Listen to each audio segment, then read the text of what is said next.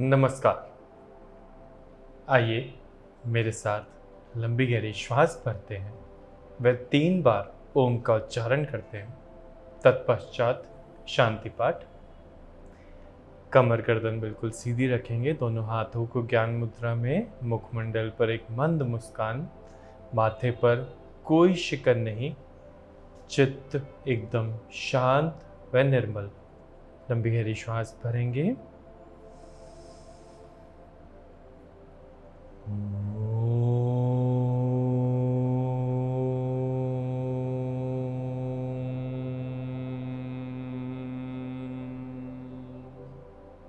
एक बार पुनः।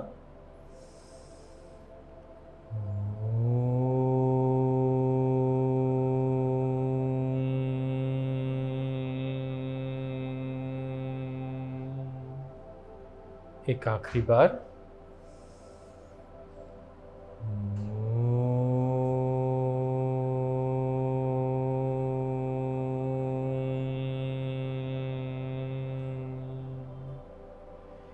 शांति शांति शांति।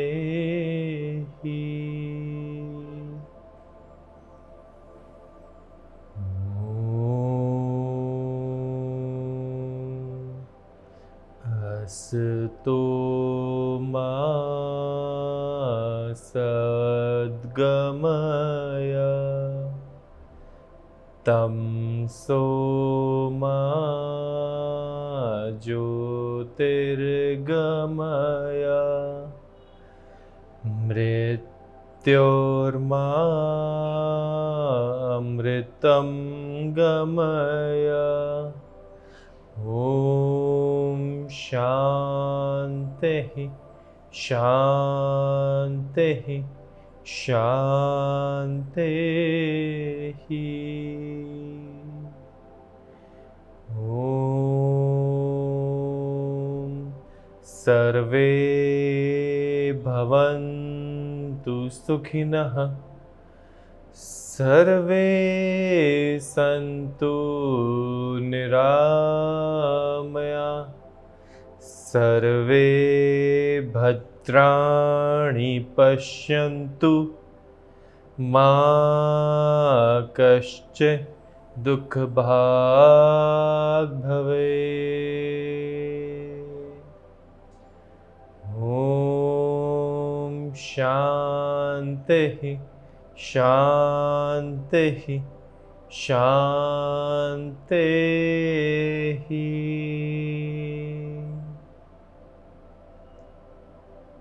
दोनों हाथों को अच्छे से जोड़ेंगे, ऊष्मा उत्पन्न करेंगे, रब करेंगे, घर्षण करेंगे बहुत अच्छे से, बहुत आनंद से, बहुत सुकून से। इस सृष्टि का ध्यान करते हुए, अपने आप का ध्यान करते हुए, और फिर अपनी हथेली का ये वाला हिस्सा अपने दोनों आँखों पर कप नुमा आकृति में अच्छे से लगाएंगे। अपने पूरे शरीर को ऊष्मा प्रदान करेंगे जो हमने घर्षण से उत्पन्न करी है, और अपने आप को सौभाग्यशाली मानते हुए धीरे से आँखों को खोल लेंगे। नमस्कार, मेरा नाम योग गुरु अभिषेक बंसल है। मैं पिछले 12 वर्षों से योग के क्षेत्र में कार्यरत हूँ।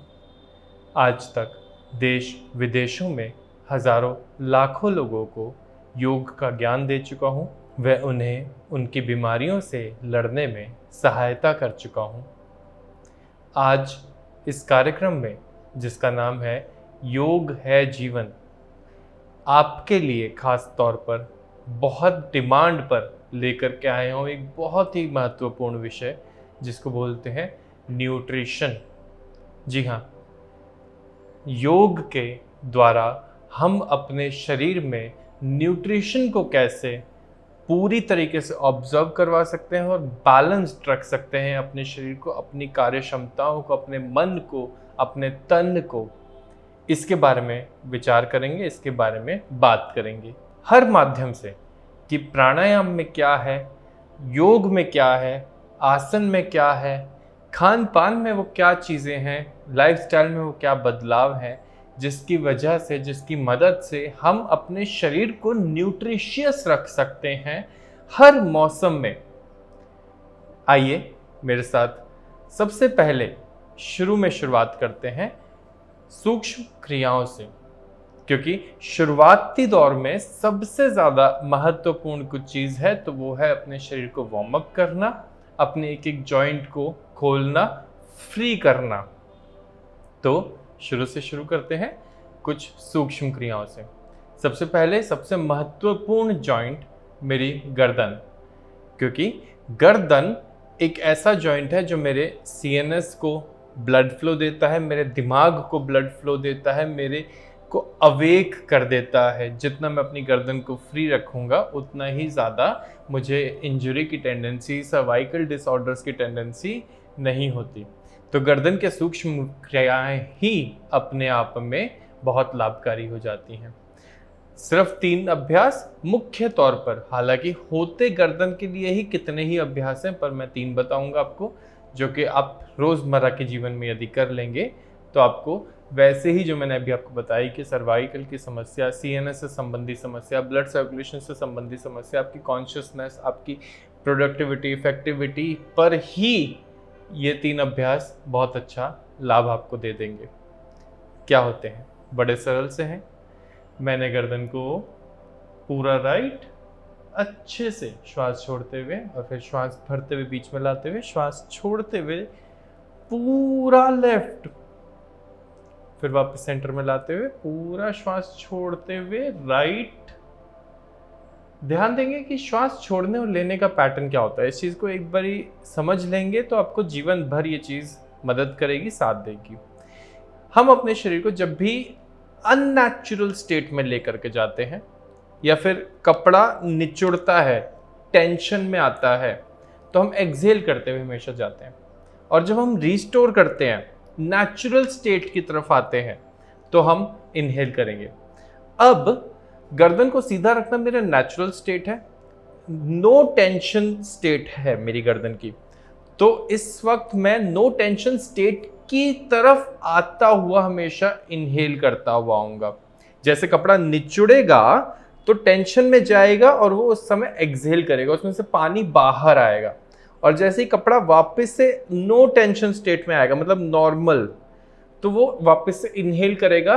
स्पॉन्ज का भी एग्जांपल लिया जा सकता है। स्पॉन्ज को हम प्रेस करेंगे तो उसमें से पानी बाहर आएगा, एयर बाहर आ जाएगी, और जैसे ही हम स्पॉन्ज को छोड़ेंगे तो उसमें वापस एयर घुस जाएगी। ठीक वैसे ही हमारा शरीर होता है। जब मैं शरीर को मोड़ूं तो मैं एक्सहेल करूं, और जब मैं शरीर को रिस्टोर करूं, मतलब नेचुरल स्टेट की तरफ आऊं, तो मैं इनहेल करूं। कितना सरल सा है ये। जब मैंने मोड़ा तो मैंने पूरा एक्सहेल किया, ताकि जब ये गर्दन की मांसपेशियां मेरी मुड़ी हैं तो इसमें से निचुड़ करके सारी गैस, सारी एयर भी बाहर आ जाए। और जब मैं वापस रिस्टोर करूं तो मैं इनहेल कर लूं, छोड़ते हुए एक्सहेल करते हुए पूरा राइट में पूरा अपने आप को देखने की कोशिश करी, अपने आप को स्क्रूटनाइज करने की कोशिश करी, अपने स्ट्रेच को एनालाइज करने की कोशिश करी, कॉन्शियस रहने की कोशिश करी। तो मैं लेफ्ट से राइट, जो मैंने तरीका बताया है, ठीक उसी तरीके से मैं कम से कम 15 से 20 से 25 बारी समय अनुसार, इच्छा अनुसार, आनंद अनुसार कर सकता हूं अपना अभ्यास। 10 टाइम्स के ट्रैप में बिल्कुल भी नहीं फंसना है। अब मैं धीरे से अपनी गर्दन को ऊपर की तरफ लेकर के जाऊंगा। ऊपर की तरफ ले जाने के बाद मैं इसको काफ़ी लंबे समय तक होल्ड करने की इच्छा रखता हूँ, क्योंकि दिन भर मैं जब गर्दन झुका करके लैपटॉप में, मोबाइल में, किताबों में, ऑफिस में, यहाँ तक कि मैं बेड पे जब आराम कर रहा होता हूँ ना, तब भी मैं हाफ लाइंग पोजीशन में आराम कर रहा होता हूँ। ये दुर्भाग्य आज की दुनिया का कि मैं अर्थात आप, यहां आप अर्थात मैं, आप में, मुझ में, यहां कोई अंतर नहीं है। आपका और मेरा अस्तित्व एक ही है। तो जब ये मानव आज के समय में जब आराम भी कर रहा होता है ना, तो वो हाफ लाइंग पोजीशन में आराम कर रहा होता है, जहाँ पे उसकी सर्वाइकल स्पाइन इतनी ज़्यादा कष्ट में आ जाती है, इतनी ज़्यादा पीड़ा में आ जाती है कि भीतर ही भीतर रो रही होती है। पर क्योंकि हम फ़ोन में लगे होते हैं आराम करते समय भी, तो कॉन्शियसनेस तो पूरी की पूरी फ़ोन में होती है, और गर्दन जितनी टेंशन में होती है ना हाफ लाइंग पोजीशन में, एहसास ही नहीं होता। फिर जब 2 घंटे बाद 1 घंटे बाद आराम करके, सो कॉल्ड आराम करके हम उठते हैं ना, फ़ोन में से निकलते हैं, तब एहसास हो रहा होता है हाँ गर्दन दर्द हो रही है। ये आराम नहीं है, ये आराम और ज़्यादा अपने अपने आप को तकलीफ दी है। इस बात को समझें ज़रा। तो इसलिए मैं गर्दन को ऊपर की तरफ होल्ड करके रखने की कोशिश करूंगा ज़्यादा से ज़्यादा लंबे से लंबे समय के लिए, और ऊपर से ऊपर जाने की कोशिश करूंगा, ऊपर से ऊपर जाने की कोशिश करूंगा। अपनी नेक को खींचूंगा, जैसे से मेरी डबल चिन की समस्या भी कम हो जाएगी। धीरे से ऊपर की तरफ खींचूंगा और फिर मैं आ जाऊंगा नीचे, नॉर्मल। अब मैं यहाँ से नीचे की तरफ इसीलिए नहीं जा रहा कि मैंने अभी आपको कारण बताया कि हम रोज़मर्रा के जीवन में पहले ही नीचे का काम, हंचिंग का काम बहुत ज़्यादा कर लेते हैं। चलिए धीरे से मेरे साथ सर्कुलर मोशन में सेमी सर्कल्स बनाने का अभ्यास करेंगे। ठीक इस प्रकार, एक, अगेन रीजन बीइंग सेम, कि मैं नीचे की तरफ अपनी गर्दन को इसलिए नहीं ले जा रहा क्योंकि आज का मानव पहले ही अपनी गर्दन को बहुत ज़्यादा नीचे की तरफ झुका करके ऑलरेडी अपना बहुत ज़्यादा नुकसान कर चुका होता हूँ। तो मैं इसलिए सेमी सर्कल्स, पूरा लेफ्ट, पूरा ऊपर, पूरा राइट, 180 डिग्रीज मूवमेंट, जिसमें 180 में से 180 एंगल्स पे ध्यान देना है 100%, 100 आउट ऑफ 100 ध्यान 180 में से 180 एंगल्स पर। समझे इस बात को कि जब मेरा गर्दन यहाँ पर है, मान लीजिए इसको 0 डिग्री बोलते हैं, तो मैं अपने ध्यान दूं कि मैं 0 पे पूरा हूं कि नहीं। मैं 1 पे गया, 2 degree, 3 degree, 4 degree, 5 degree, 45 degree, 70 degree, 70, 80, 90, 90, 100, 110, 115, 125, 130, 137, 150, 151, 153, 180। इस तरीके से मुझे हर एंगल पर जितना ज़्यादा ध्यान दे सकता हूँ, जितनी ज़्यादा मेरी कार्य क्षमता हो, जितनी ज़्यादा मेरी कॉन्शियसनेस हो, जितनी ज़्यादा मेरे अंदर सहजता हो, उतना ध्यान दे करके चले। Perfection can never be achieved, पर हम लोग बेहतर से बेहतर से बेहतर काम करने की सदैव कोशिश करते रहें, यही प्रयास है। आइए मेरे साथ स्कंद शक्ति के लिए कुछ कार्य करें, कुछ सूक्ष्म क्रियाएं करें। धीरे धीरे इनको घुमाना शुरू करेंगे, और जो मैंने नियम गर्दन के काम के समय बताए, स्क्रूटनाइज करना है, एनालाइज करना है, कॉन्शियस रहना है, इंप्रूव करने की लगातार कोशिश करनी है, सहजता से काम करना है, मन को आनंद में रखना है, वो सारे नियम कंधों के काम के दौरान भी और शरीर के हर काम के दौरान लागू करने हैं।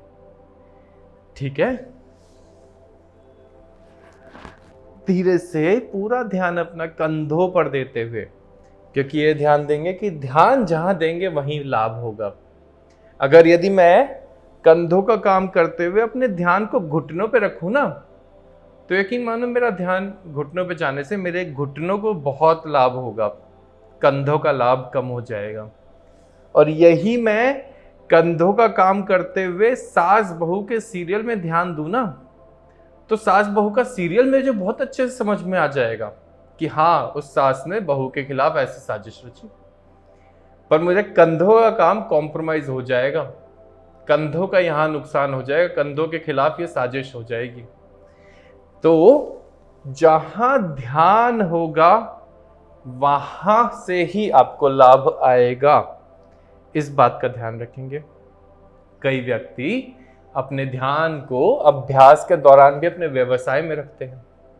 सबसे गलत बात। अपने शरीर के साथ इनजस्टिस। तो इसलिए कहते हैं ध्यान को वहीं रखें जहां पे आपका शरीर हो। मेरे साथ थोड़ा सा कमर को 1 2 3 4 5 6 7 8 पूरा ध्यान कमर पर, 9 10। और फिर मैं अपने पैरों को सामने की तरफ ला करके पैरों को थोड़ा सा भीतर बाहर भीतर बाहर भीतर बाहर अच्छे से चला लूं, वार्म अप कर लूं अपनी लेग्स को, अपने लोअर बॉडी को,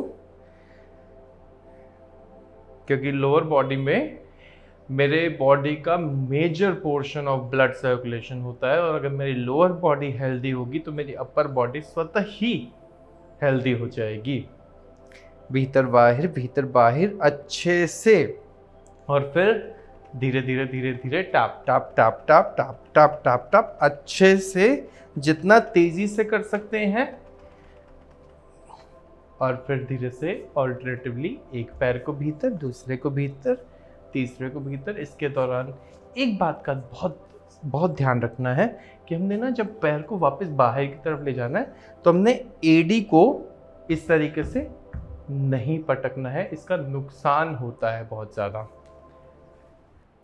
आज हम लोग बात कर रहे हैं कि किस प्रकार हम अपने शरीर को वेल नरिश्ड रख सकते हैं हर मौसम में। पर उससे पहले जान लेते हैं क्या वो ऐसे कारण होते हैं जिसकी वजह से हमारा शरीर न्यूट्रिशन को खोने लगता है, हमारा शरीर अंडर नरिश्ड या मैल नरिश्ड हो जाता है। क्या वो ऐसी गलतियां होती हैं जो हम अपने आम तौर पे रोज़मर्रा के जीवन में कर बैठते हैं, जिसका हमें अनुमान भी नहीं होता और हमारे शरीर में डेफिशिएंसीज पैदा होने लगती हैं। आइए सबसे पहले शुरुआत करते हैं खान पान में गलतियों से, कि हम बहुत ज़्यादा जब चीनी का, एडेड शुगर का सेवन करने लगे, हम हर चीज़ में मीठा मिलाएं और बहुत ज़्यादा एक्स्ट्रा शुगर मिलाएं, क्योंकि शुगर की हमारे शरीर को ज़रूरत बिल्कुल भी नहीं होती। हम बहुत ज़्यादा जब मैदा जैसी चीज़ों का सेवन करने लगते हैं, अपने जो इंडियन पल्सेस हैं, गेहूं हो गया, रागी हो गया, चना हो गया, जवार हो गया, बाजरा हो गया, मक्की हो गया, इन सब को छोड़ हम रिफाइंड फ्लावर का, मैदा जैसी चीज़ों का जब इस्तेमाल ज़्यादा करने लगते हैं जीवन में, और वो भी फिर हम मैदा की चीज़ें तली भुनी जब खाते हैं, ऊपर से मैदा, ऊपर से डीप फ्राइड। स्वीट्स, इंडियन में स्वीट्स में लड्डू सबसे ज़्यादा मशहूर, सबसे ज़्यादा खाए जाने वाली स्वीट में से।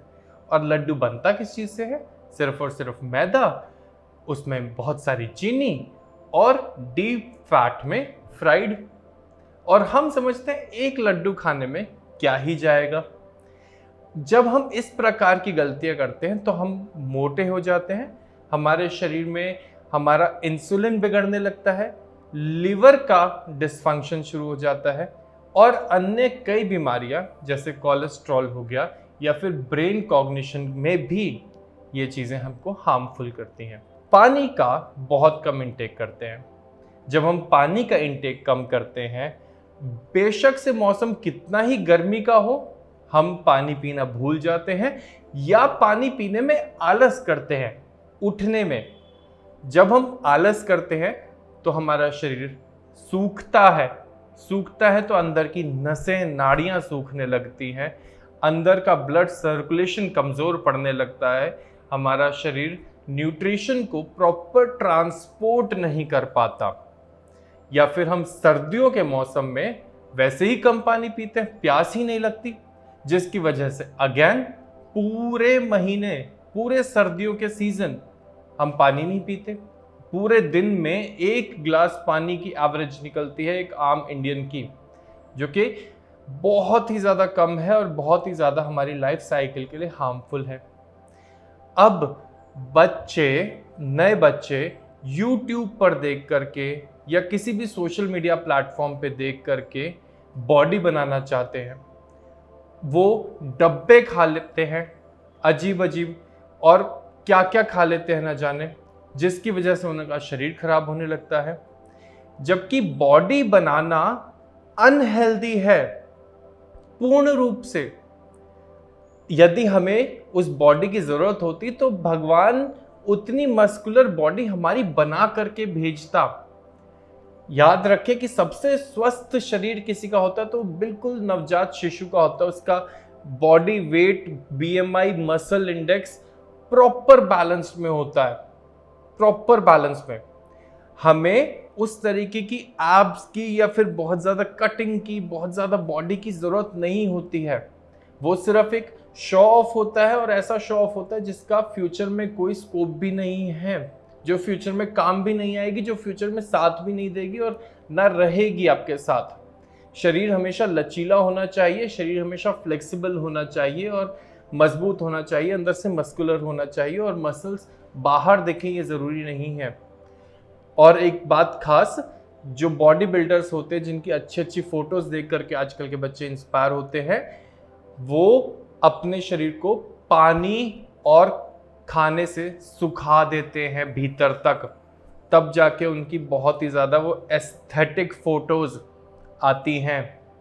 उनके शरीर में उस वक्त एक बूंद भी पानी नहीं होता। आपको ये बात जान करके ताज्जुब होगा। आजकल के बच्चे मदिरा पान में, नशे पत्ते में बहुत ज़्यादा पड़ते हैं, जिसकी वजह से उनके शरीर में न्यूट्रिशन ख़त्म हो जाता है।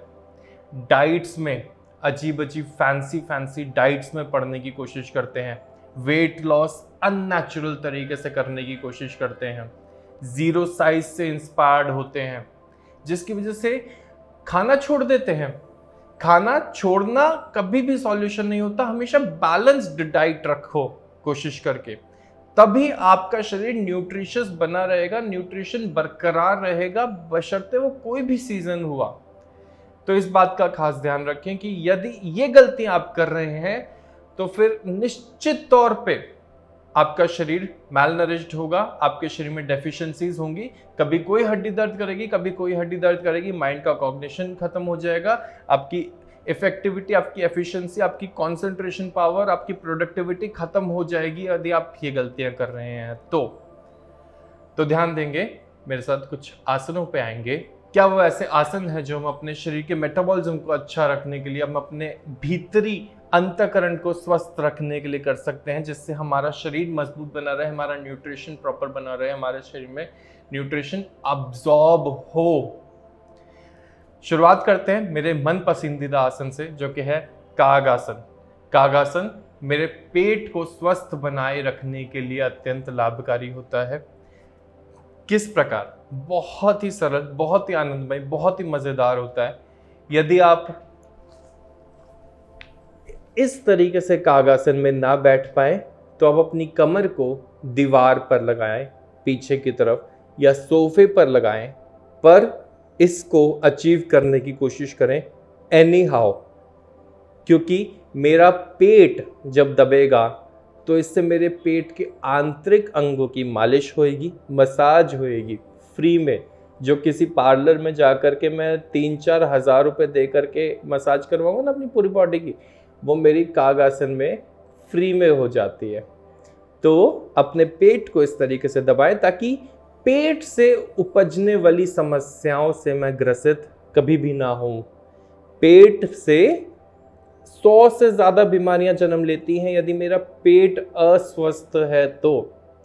और मैं तो जैसे कहता ही हूँ हमेशा कि सभी बीमारियों की जड़ केवल और केवल 2, स्ट्रेस और पेट। यदि आप स्ट्रेस लेते हैं तो आपको अनगिनत बीमारियां लग सकती हैं, यदि आपका पेट खराब है तो आपको अनगिनत बीमारियां लग सकती हैं। तो निष्कासन तंत्र को मजबूत करने के लिए और डाइजेस्टिव सिस्टम को मजबूत करने के लिए, पाचन तंत्र को और एक्सक्रीटरी सिस्टम को मजबूत करने के लिए कागासन। साथ ही साथ मेरे हृदय के लिए भी लाभकारी होता है कागासन। जितनी देर क्षमता हो, आनंद हो, सहजता हो और आपके पास जितना समय हो, उतनी देर मेरे साथ कागासन का अभ्यास करेंगे और उसके बाद मेरे साथ आ जाएंगे वज्र आसन पे। वज्रासन अगेन, जब मैं अपने पंजों को पीछे की तरफ रख करके अपने पैरों के दोनों बिग टोज को, अंगूठों को जोड़ करके, एड़ियों में गैप दे करके, कमर को सीधा करके, दृष्टि को या तो भ्रू मध्य पर या नासाग्र पर या आंखों को बंद करके आराम से प्रसन्न चित्त हो करके बैठूं और सृष्टि का धन्यवाद करूं, इतना अच्छा शरीर मुझे देने के लिए, इतना अच्छा हृदय मुझे देने के लिए, जो पूरा दिन धड़कता रहता है, पूरा दिन अपना काम करता रहता है, मेहनत करता रहता है और ज़्यादा कुछ डिमांड नहीं करता मुझसे। इतनी अच्छी मुख पर मुस्कान मुझे देने के लिए, जिसके लिए मुझे कुछ पे नहीं करना पड़ता, बस सृष्टि का धन्यवाद कर लूं और उसके लिए भी सृष्टि मुझे कंपेल नहीं करती। कुछ देर वज्रासन में रहें और उसके बाद मेरे साथ आए मंडूक आसन में। अंगूठों को भीतर करके नाभि के अगल बगल रख करके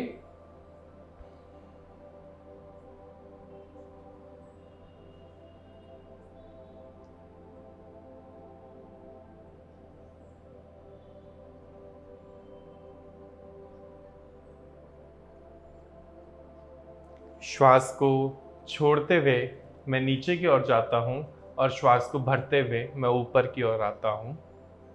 एक बार पुनः मेरे साथ करेंगे।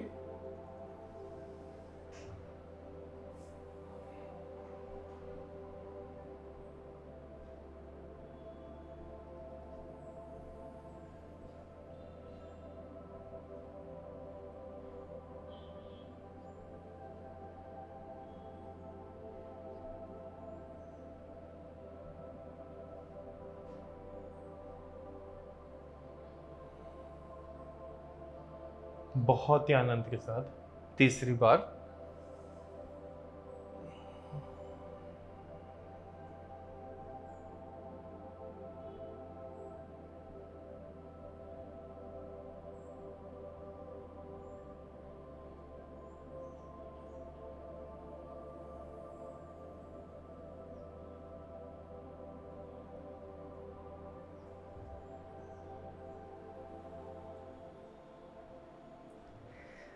और धीरे से मेरे साथ सुप्त वज्रासन के अभ्यास में धीरे धीरे पीछे जा करके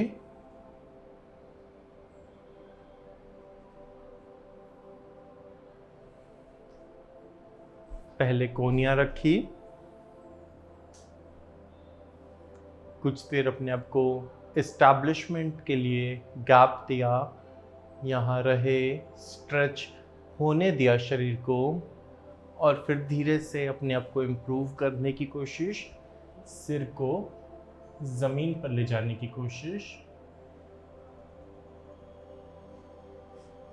होल्ड करने की कोशिश। आखिर के 10, 9, 8, 7, 6, 5, 4, 3, 2 और एफर्टलेसली, ऐसा लगे नहीं कि आपको कोई परेशानी हो रही है, सहजता से ऊपर उठें। ऐसे हड़बड़ाते हुए, दुख कष्ट दिखाते हुए ना ऊपर बढ़ने की कोशिश करें। मेरे साथ उष्ट्र आसन में अपने दोनों घुटनों पर इस प्रकार खड़े हो जाएंगे। यदि आपको आसान करना हो तो उंगलियों का सपोर्ट ले सकते हैं। यदि आपको थोड़ा सा हायरार्कियल लेवल पे मुश्किल करना हो और अच्छा करना हो, मुश्किल का मतलब प्रभाव ज़्यादा लेना हो और आपकी कार्य क्षमता हो, तो आप इस तरीके से अनसपोर्टेड भी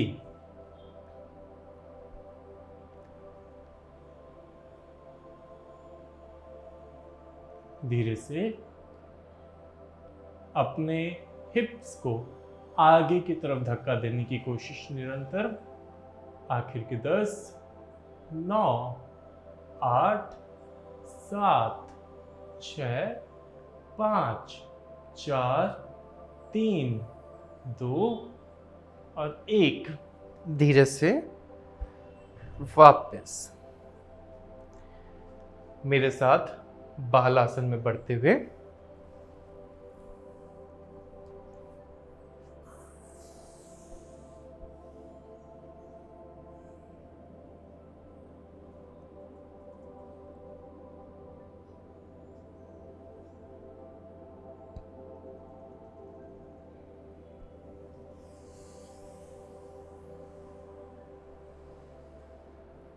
जानते हैं कुछ लक्षणों के बारे में कि क्या वो ऐसे लक्षण होते हैं जो हमें अपने शरीर में साफ स्पष्ट रूप से दिख जाए, जिससे हम पता लगा पाए कि निश्चित रूप से न्यूट्रिशनल वैल्यू हमारे शरीर में कम हो रही है, न्यूट्रिशन में हम लोग डेफिशिएंट हो रहे हैं। शुरुआत करते हैं। यदि साफ स्पष्ट रूप से मेरे शरीर में दर्द, कहीं यहाँ दर्द, कहीं यहाँ दर्द, जो प्रोलॉन्ग समय तक, मतलब एक अननेचुरल टाइम पीरियड तक खिंचे और जिसका रीजन भी साफ स्पष्ट ना हो, अर्थात मेरी हड्डी में यहाँ दर्द हो रहा है जबकि ना मैं कहीं कूदा, ना मैं कहीं उछला, ना मैं कहीं गिरा, पर फिर भी मेरी हड्डी दर्द कर रही है। साफ स्पष्ट जाहिर है कि कैल्शियम डेफिशिएंसी मुझे नज़र आ रही है मेरे शरीर में, विटामिन डी की डेफिशिएंसी मुझे नज़र आ रही है मेरे शरीर में, या विटामिन B12 की डेफिशिएंसी मुझे मेरे शरीर में नज़र आ रही है। यदि मेरे शरीर में बहुत ज़्यादा फटीग हो, बहुत ज़्यादा थकान हो, हरारत हो, बहुत ज़्यादा लेथार्जिक मैं महसूस करूं, सुबह सवेरे उठने के बाद तो मेरा शरीर ऐसा ढीला पड़ चुका हो, मॉर्निंग स्टिफनेस इतनी ज़्यादा हो कि मुझसे हिला ना जाए और मुझे मेरे शरीर को वार्म अप करने में 15 मिनट का समय, 20 मिनट का समय, आधा घंटे का समय लग रहा हो, जिसमें मैं शौच भी जा चुका हूँ, मैं ब्रश भी कर चुका हूँ और मेरे को स्नान घर तक भी मैं ऐसे ढीला ढीला ढीला ढीला मेरा शरीर हिल नहीं रहा हो, तो ये जो मॉर्निंग स्टिफनेस होती है ये एक बहुत बड़ा इंडिकेटर होती है कि जो मैंने पहले सेगमेंट में आपको बताया कि हम पानी कम पीते हैं, हम अपना न्यूट्रिशनल वैल्यू, अपना खाना अच्छे से नहीं खाते हैं, या फिर हम मदिरा पान करते हैं। यदि उनमें से कोई भी रीज़न होगा तो मैं सुबह की मॉर्निंग स्टिफनेस, सुबह की अकड़न, सुबह की प्रोडक्टिविटी, जो सबसे ज़्यादा प्रोडक्टिव समय होना चाहिए, उसमें मैं कॉम्प्रोमाइज़ कर लूँगा कहीं ना कहीं। यदि मेरे साथ बार बार कॉन्शियसनेस, डिजीनेस खोने का, मैं विजन ब्लर होने का, हेडेक होने का, ब्लरी विजन होने का, या फिर टंग स्लिप का, बेसिकली अगर मेरा माइंड का कॉग्निशन खो रहा हो तो भी मुझे समझ जाना चाहिए कि मेरे शरीर में डेफिशिएंसीज हैं। यदि मेरे शरीर में कहीं कहीं पर ब्लॉकेजेस हो रही हों, पूरी तरीके से ब्लड फ्लो ना हो रहा हो, ब्लड की विस्कोसिटी खराब हो गई हो, ब्लड बहुत गाढ़ा हो रहा हो, डॉक्टर आपको कोलेस्ट्रॉल की बोल रहे हो, तो आपको समझ जाना चाहिए कि आप ट्रांस फैट्स का या MSG का सेवन बहुत ज़्यादा कर रहे हैं निश्चित तौर पर, और आपको अपने शरीर की न्यूट्रिशन को संभालने की ज़रूरत है। आपको योग अभ्यास के द्वारा उस न्यूट्रिशन को अब्जॉर्ब अच्छे से करवाने की ज़रूरत है। अपने आंतों का ध्यान रखने की बहुत ज़्यादा ज़रूरत है। अपने पाचन तंत्र का, निष्कासन तंत्र का ध्यान रखने की बहुत ज़्यादा ज़रूरत है। चलिए बढ़ते हैं कुछ आसनों की ओर और जानते हैं क्या वो ऐसे आसन हैं जो हम अपने शरीर में न्यूट्रिशन को अच्छे से डाइजेस्ट करने के लिए कर सकते हैं। शुरुआत करते हैं पद्मासन से। पद्मासन के लिए मैं अपना राइट पैर, मेरा बहुत सुंदर, मेरा बहुत प्यारा, मेरा बहुत आज्ञाकारी, मेरा बहुत मजबूत पैर को मैंने लेफ्ट थाई पर रख लिया और उसके बाद मैंने अपना लेफ्ट पैर को बहुत प्यार से उठाया और राइट थाई पर रख लिया। ये मेरे पैर मेरा बहुत सारा काम करते हैं और कुछ डिमांड नहीं करते, इसलिए मेरे को बड़े अच्छे लगते हैं मेरे पैर। अच्छे से पद्मासन में रहा, कुछ देर तक अपने आप को शांत किया, अपनी कमर को सीधा किया, अपनी सृष्टि को देखा, अपने शरीर को देखा, शुक्रिया अदा किया और तुलासन की तरफ बढ़ गया। तुलासन के लिए मैं दोनों अपने हाथों को ज़मीन पर रखूँ, अपनी कमर को थोड़ा सा आप झुका लूँ, ठीक है, ताकि तुलासन में मैं पूरा ऊपर तक आ जाऊँ। इससे मेरे कंधे, इससे मेरी चेस्ट, इससे मेरी कमर, मेरा एब्डोमेन और मेरे लेग्स सब कुछ मजबूत हो जाता है। तुलासन को एक बार पुनः दोहराते हैं। आइए, कमर थोड़ी सी झुकाई और हाथों का सहारा लेते हुए, इससे मेरे हाथों की कैपिलरीज तक में ब्लड सर्कुलेशन बहुत अच्छा हो जाता है, पूरा ऊपर तक उठाने की कोशिश, और यदि हम झूल सके तो झूलने की भी कोशिश करेंगे।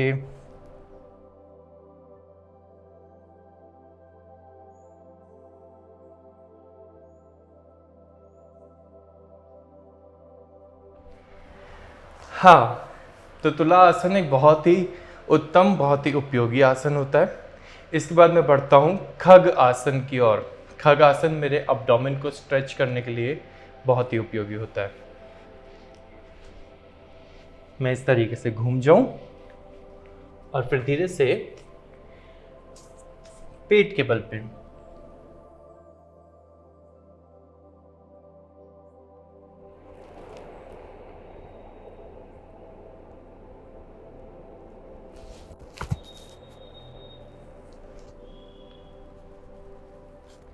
और धीरे से वापस आ जाता हूं। PMC हिंदी बदले जीवन।